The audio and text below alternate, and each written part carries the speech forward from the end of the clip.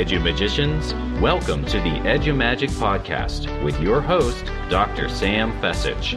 Dr. Sam is a professor of education, author of Edu-Magic, and a pumpkin spice latte fan. This podcast is designed for pre-service teachers.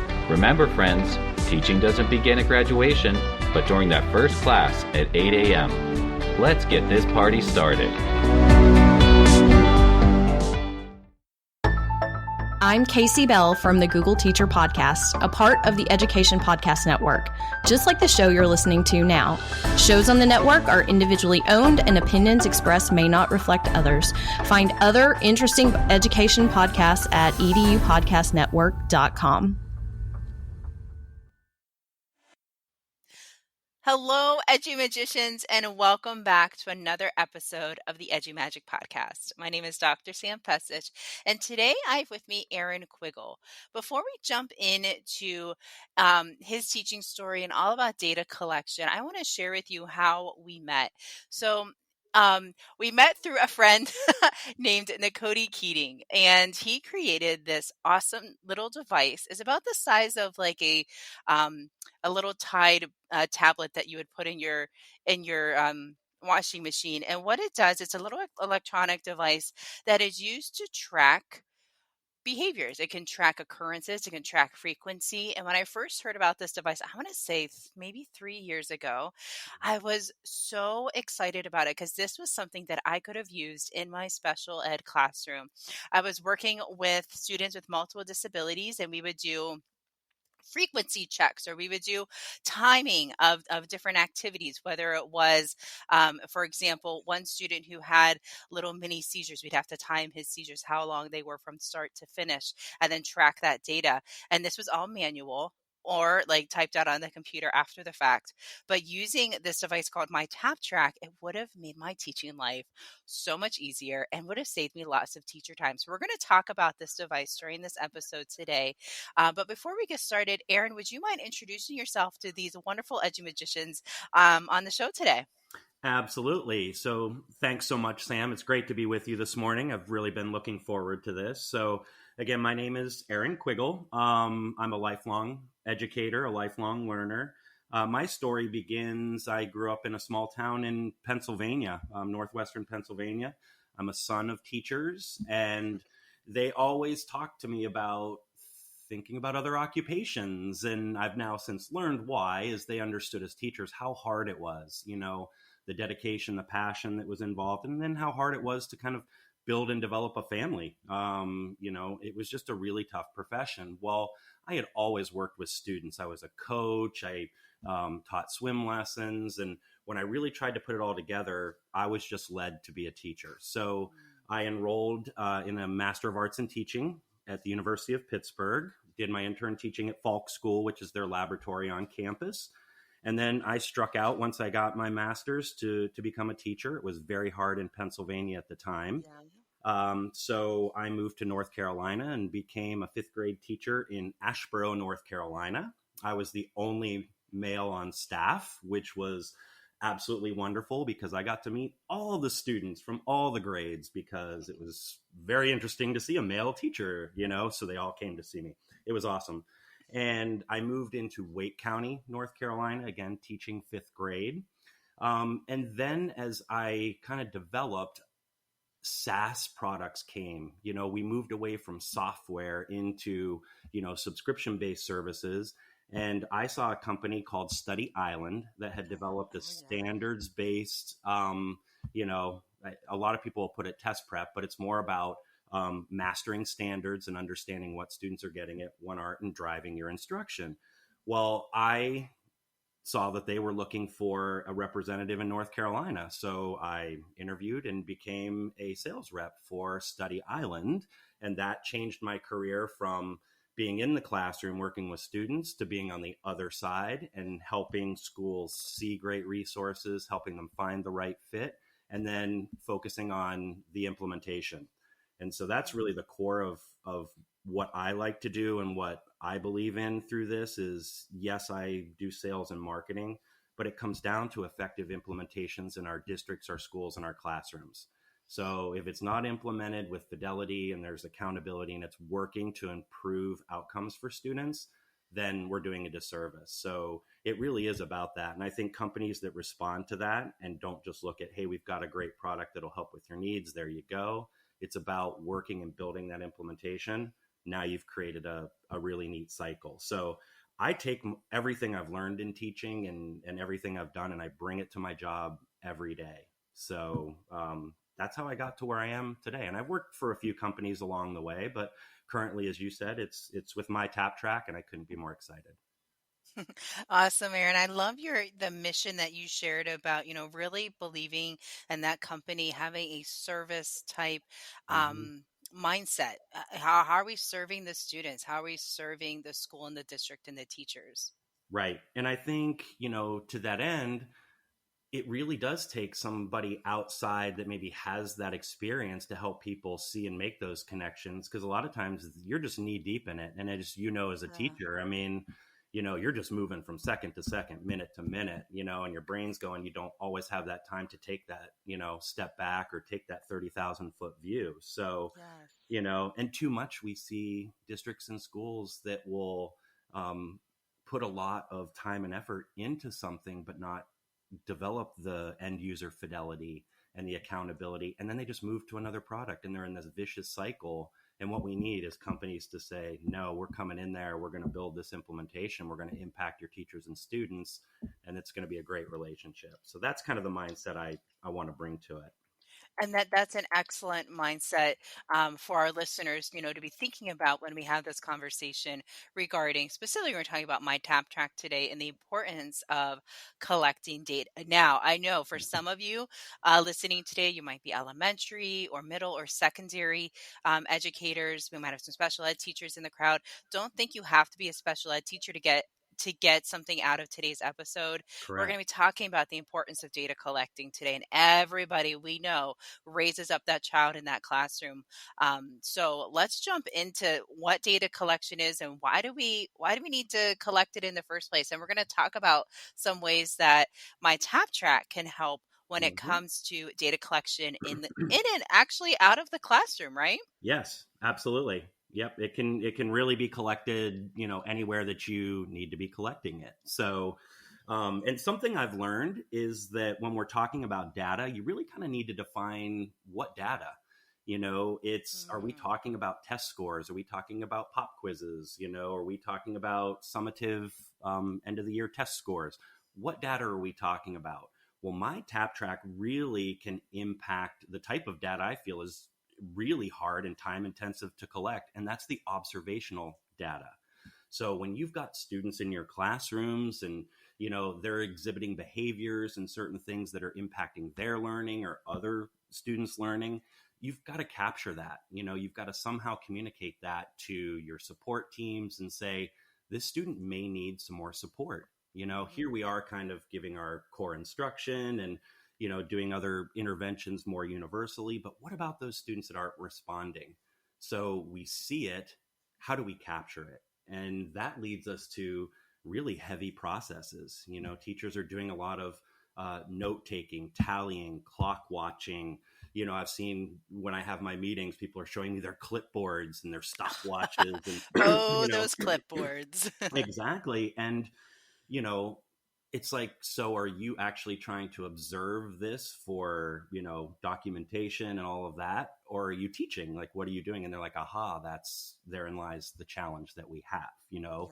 the responsibilities, the things we're expected to do to drive instruction for all students gets really hard. So, and that's where Nakoti kind of saw it as well and said, we can simplify this. If we've got educators that have to be seeing this data and capturing it and bringing it back into documentation, and you're doing it 3 hours after it occurs, it's not going to be accurate. Your recall is going to be fuzzy. What Yeah. student were they sitting, next to? What was the environment?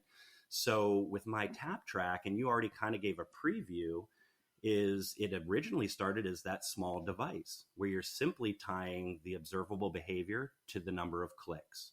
So if you see a behavior happening that's one click, you just click it and it's capturing the frequency, the duration, it's putting it into some trend maps. So you're eliminating all that time in between, and you're not having to do it. You're simply clicking. Well, now My Tap Track has expanded to an app as well. So we've taken that small handheld device, moved it onto an iPhone, and also Android's about to come. So it's turned the app into a clicking device as well. And then we also have another way on the screen as a browser that you can bring it up. So we've learned in the last year, especially with the COVID impacted learning environment last year, that there are other ways that different roles and different educators might need to capture that data. And so there's different ways. So it's kind of an ecosystem of devices, but it all works around you see it, you click, it captures it and documents it. You eliminate all that time in between. So, that's a little bit about how it works and why I think do we do it is it allows you to make stronger decisions. You're driving instruction in a better way. In this type of atmosphere where you're, documenting students, whether it's tier 1, 2, or 3, more intensive, you can refine what you're doing with the student, the type of intervention or support, or maybe it's even down to the delivery. If you're capturing this data, the question may be, hey, do we need to be more intense? Do we need to increase the dose? Like, how do we work with it? So I think data really helps you refine what you're doing with students. And then I think it supports the gut feelings. Teachers, that's what they do. That's what they're good at. They see it happening. They know through experience. It's like, hey, we do this. But now simply collecting data can say, yep, what I saw, what I felt, the data says, yep, that's exactly what I saw. So I think it confirms that, it strengthens it. So, and then the other thing I think is it helps drive not only student outcomes, but helping your teachers. Teachers that have students that, have behaviors that are impacting learning and impacting classroom management, that gets really tough. And we know teacher turnover is, a thing, and, teachers aren't in classrooms very long and it's tough. So if you can make their jobs simpler, you kind of, I think, reduce that, proclivity for them to leave the classroom. And you don't want strong teachers doing that. So I think it's a harmonious thing that you actually make their job easier while actually getting better, more accurate data to accelerate learning. So that's why I think we can collect data. We just have to make it easy to collect and then actionable, and our educators will run with it. Absolutely. I love how you said collecting classroom data and collecting that, whether it's frequency or number of times or whatever that is, can accelerate learning. And I think if we think about that in two different ways, it can accelerate student learning and teacher learning as well to support those teaching decisions based upon actual data that's happening. Exactly. And I think when we talk about PD, that's so important because, you get so disconnected. It's like, oh, let's get a substitute in there. Let's move them out of the environment into some training where you're disconnected. You get back in, you're too busy, you pick up where you left off, and that training just kind of, I think, just evaporates. And with something like My Tap Track, you can have experts, your special ed experts, maybe some related service experts, see this and go, hey, it's happening in this classroom. It's happening at this time. Let's go work with that teacher. And we can really talk about the specific behavior, how to handle it, redirect prompts, so maybe modifications or accommodations. And that teacher's like, wow, I've got support. Someone saw that, and they can come in here. And it's almost like embedded microdose PD, because you're just jumping in based on what you're seeing and helping that teacher with that instance. And, and I think that's going to blossom, but it's so relevant. It's just so relevant. So, Erin, we talked about, the why and about My Tap Track, like how to collect the data through the app, through the online portal, through the handheld device. Yep. And, we did dig into a little bit about who, but I would love to have you share a little bit more about what kinds of data can be collected. And if you can also speak more to those trend maps that you had shared, because I think that is very important for those IEP meetings that you're going to have if you're using it with a student with a special need who has an IEP. Yeah, absolutely. So the types of data, I think as we look at this and I really start to think about, how My Tap Track can empower educators to collect this data simply, we really can do it at any level of your tiered support framework, your tiered support system, or your PBIS, your positive behavior support, because it's so simple in terms of seeing the observation, capturing it with clicks, and moving it into the documentation. You can kind of do a universal screener. You can look at a large number of students and run them through, are they distracted? Are they on task? Are they showing aggressive behavior? Just some simple things like that. And then uncover that those students that may need to move into a more targeted, tier 2 environment. And again, My Tap Track is now moving with you and those students to be capturing. Now you're more into progress monitoring. Here's the intervention, here's the support we're trying. Is it having an effect on the student? Because again, you're collecting that observational data. It's kind of giving you a clue. Is it working? Is it not working? Do we have to refine? So, and then as you mentioned, Sam, is now you're kind of more into the tier 3. Students are on education plans and you're driving it. So now you're providing really consistency and a continual stream of data coming in. And then as you're capturing it, as you mentioned, My Tap Track showing the frequency, the duration, if that's, what you're tracking on a behavior. And then it's dropping them into kind of trends throughout the day, just so that you can kind of see, is it happening maybe before lunch, after lunch, during lunch, during reading versus writing, or math versus science, things like that. And then we actually take it to another level where you can bring in the student schedule out of the student information portal that the district has. And we'll take that data and put it into their schedule. So now you're actually seeing the class, what time in the class that it's happening. And so really pointed questions can be asked, hey, if it's happening at this point in the classroom every day, what's going on? Are you in transition? Well, maybe we need to focus on how that student deals with transition. Is it when you're doing small group work, or is it, during more lecture type? It really allows you to get a better glimpse and then make better decisions for students. So when we talk about the data, it's really that observational stuff and can be implemented at any level and move with you, again, to just have that data to accelerate learning. That was such a clear example of, all the different things we can collect, and at those different points of the response to intervention, how it can support lots of different students in addressing their needs and supporting them where they are in the classroom. Yeah. And let me just jump into, I think, maybe listeners are going, I'm just not quite sure specifically what you're tracking. And I've, really purposely not mentioned that, because My Tap Track is a tool. It fits your methodology.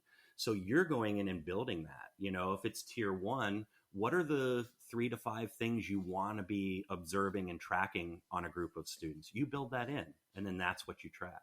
If you're in tier 3 with a student, on an IEP, you're pulling out what you're tracking from that plan and you're building it in. So we're not telling you that this is a system, then you've got to fit our system. It's a tool to simply just help you track that observational data, no matter what student and where they are. So it's really flexible and customizable. So I hope that maybe clears that up, that it's truly based on what you need for your students. That's what you're tracking. Yeah, I love that you added that in. Thank you. Mm-hmm. Now, earlier you had shared, in real time, mini doses of PD and support for teachers. So this leads me to my next question. Yep. Who collects the data? Who can see it? How many people can be, help to support that student? Yeah, I love that question. So the answer really is, that's up to you. What your support teams, your school, your district, your environment needs. So within My Tap Track, who can collect? Again, that's up to you. A BCBA can actually use My Tap Track to go in and run more formal evaluations. And we actually have a BCBA really close to you, Sam, that's doing just that in an intermediate unit in Pennsylvania. And then taking that data and using for the FBA and that approach. Another role is that classroom teacher, the gen ed teacher, that may have students in that classroom on certain behavioral interventions. And they've got to be collecting that. At the same time, they're teaching core content. So we make it simple for them. It could be an inclusion teacher. It could even be an assistant principal. So it's really about who you need to be watching the student and, you know, what you need to be collecting. So it's really about, you designing that, because it can really be anyone.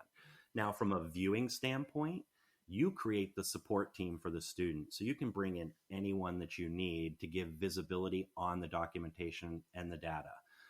You can even kind of give certain visibility to pieces and not others. Does that make sense? We're getting into administration of it, but so the example I like to use is, let's say we've got a student and the team decides we've got to do some things with medication.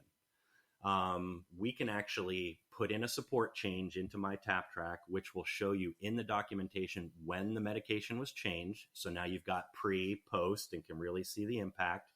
You can actually provide access to the data to that medical doctor. That medical doctor can be coming in at any point during the day and just looking specifically at that data, knowing the date that the medication change happened. And you can make, again, when I talk about acceleration, there's acceleration, because you're not waiting 2-3 weeks a month to say, hey, did that change work? What are we seeing? You can actually do it within days or a week, So the visibility, you can bring in related services, you can bring in parents to view that documentation. So it's really up to the school, the community, of who they need in there to see the data, and then respond to the student and or the teacher, like we said, with embedded PD. That's awesome. I was going to ask, so how do we get outside professionals access to the data? And you just blew that one out of the water. So thank you. Yeah, no, you bring them right in. And again, they just log in and, they have access to the student. We're fully HIPAA and FERPA compliant as well. And I think that's jumps in here. So yeah, we're completely, secure around those areas. As we like to say, it's all medical grade HIPAA and FERPA as well. So it's really protected, but you're deciding that and giving that view. And then a new feature that's coming, the team and Cody are working on it now, is a like a daily parent snapshot. I don't know if I want to call it a parent snapshot, because it could be a snapshot for anyone. But the basics of it is, you're going to be able to build in some conditions of those observations and that behavior. And when it reaches a certain level, it'll assign, a green smiley face, or, the red frowny face if it's not good. So it's going to actually turn that more layman type language of good day, bad day, but it's going to be not based on what the teacher just thinks. It's going to be based on the data. So it's going to be it's going to generate it daily and then build weekly. And then there's an area where it'll bring in all the raw data for the teacher to see right there on the screen. And then they can type out a note as well. So you can comment on the smiley faces, you can add, pieces there. So there's still an element of heavy lifting, but immediately it's just turning the data into red light, green light kind of thing. And, then the teacher can add their overlay, but it's truly based on that data that was captured. So we're excited about it. That's awesome. Yeah. So, Erin, we talked also about how to collect the data through the different devices. Is there anything else you wanted to share about the how-to before we get into a little bit about the pricing of My Tap Track, how to get one, all that good fun stuff? Yeah, no, I don't think so. I think it's a truly simple tool. And I think, the more you talk about it, it can become complicated. But I think why that happens is because, again, it's just a tool to say we're taking data that's, by and large, historically anecdotal. That's what's happening when you're tallying, doing short codes, and then, kind of adding in your color and stuff later. It's anecdotal. It's not accurate. We just found a way to simply capture it at occurrence, document it and slice it and dice it for you. But you can apply it in so many different ways. Like we've even talked about here, it can be used in a tier 1 universal environment. It can be used in a, very individualized, specific tier 3, education plan environment. So no, I don't want to overcomplicate it. It's simple, but it can really impact a lot of different methodologies and programs within districts and schools, and make teachers happier and less stressed. Yes, yes. So we talked about the why, the what, the who, the how. Now let's talk about My Tap Track in general. Where can my listeners go to learn more, either how to order one or how to check it out online? Yeah, so I'm gonna say something that other, I guess, salespeople and hopefully Nakoti doesn't cringe, but don't just go order it. Like, Mhm. we need to talk to you.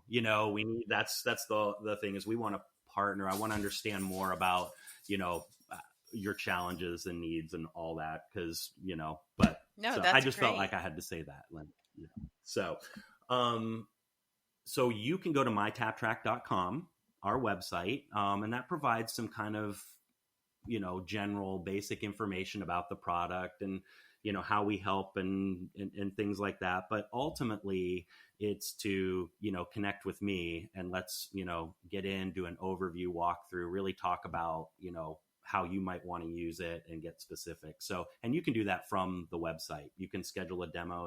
It's directly with me, or you can email me, and I'm simply Erin at mytaptrack, all one word, .com.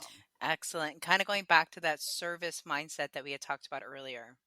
Absolutely. I think, that's where it starts, right? I know, conditions apply, but it starts. Again, I'm a true believer is, you want to start working with your schools right off, the bat and understanding that. And that leads into your successful implementation. And that leads to a better year 2 and a better year Yes. 3 and so forth. So it starts right at the beginning. So, we want to know what our customers are doing, what they need as well. I Hmm. mean, the parent report I just mentioned, that came from someone that hasn't become a customer yet. They just said, "Hey, do you have this? We do this. This would be Oh, helpful." And we kicked it around, and here we are. So, again, a big thing of this company and Nakoti is about reacting yes. to the needs of our customers. So if they're just kind of using it and and going along but not communicating with us, then we can't be the best that we can be. And that's, again, I think a mindset for our company is that we want to be building and moving in the direction that is helping educators and students as Absolutely. things change as Erin, well. thank you so much for sharing about My Tap Track on the show today. I know that there is somebody out there today that needed to hear that data collection can be simple. It can save you time and you say goodbye to those clipboards and actually be present in the teaching and take data. And it doesn't have to be hard. Yeah, and I love that. Yeah, it doesn't have to be hard. And like you said, now you're more present in teaching and impacting all students. Absolutely. Thank you so much, Erin. It's been a pleasure. This was wonderful.